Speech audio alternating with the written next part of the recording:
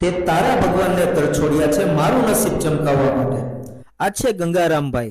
25 વર્ષ પહેલા પત્નીનું અવસાન થયું ત્યારથી એકલવાયુ જીવન જીવતા હતા। એક દીકરો અને ત્રણ દીકરી હોવા છતાં આખું જીવન મહેનત મજૂરીમાં વિતાવ્યું।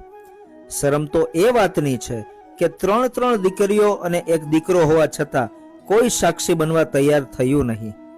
જેના મકાનમાં ભાડે રહેતા હતા એ મકાન માલિક અને એનો એક મિત્ર સાક્ષી બન્યા।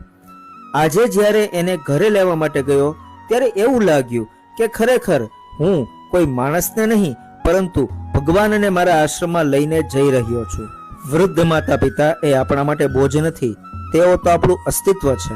વૃદ્ધાશ્રમ બનાવવાનો મારો હેતુ માતા પિતાને સંતાનથી દૂર કરવાનો નથી, પરંતુ જે નિરાધાર છે, જેને પોતાના સંતાનો રાખવા નથી માંગતા એવા લોકોને પરિવાર આપવાનો છે।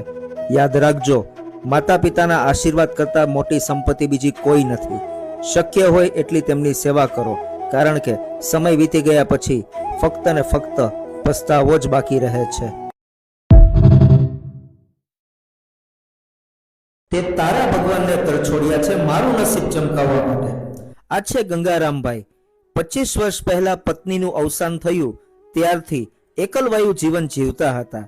એક દીકરો અને ત્રણ દીકરી હોવા છતાં આખું જીવન મહેનત મજૂરીમાં વિતાવ્યું। શરમ તો એ વાતની છે કે ત્રણ દીકરીઓ અને એક દીકરો હોવા છતાં કોઈ સાક્ષી બનવા તૈયાર થયું નહીં। જેના મકાનમાં ભાડે રહેતા હતા એ મકાન માલિક અને એનો એક મિત્ર સાક્ષી બન્યા। આજે જ્યારે એને ઘરે લેવા માટે ગયો ત્યારે એવું લાગ્યું કે ખરેખર હું કોઈ માણસને નહીં પરંતુ ભગવાનને મારા આશ્રમમાં લઈને જઈ રહ્યો છું। વૃદ્ધ માતા પિતા એ આપણા માટે બોજ નથી, તેઓ તો આપણું અસ્તિત્વ છે।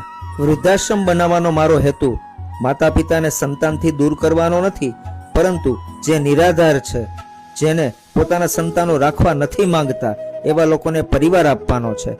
યાદ રાખજો, માતા પિતાના આશીર્વાદ કરતા મોટી સંપત્તિ બીજી કોઈ નથી। શક્ય હોય એટલી તેમની સેવા કરો, કારણ કે સમય વીતી ગયા પછી ફક્ત ને ફક્ત પસ્તાવો જ બાકી રહે છે।